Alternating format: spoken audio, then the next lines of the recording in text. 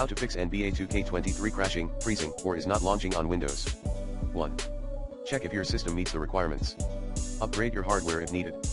2.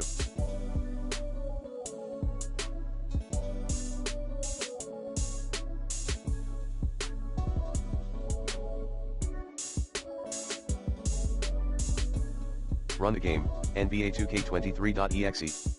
As an administrator. Like this. 3.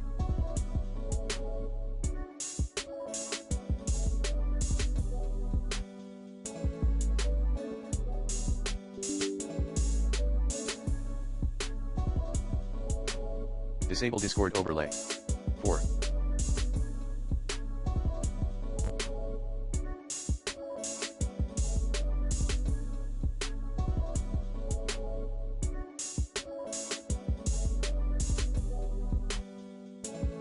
Verify game files on Steam. Like this. 5.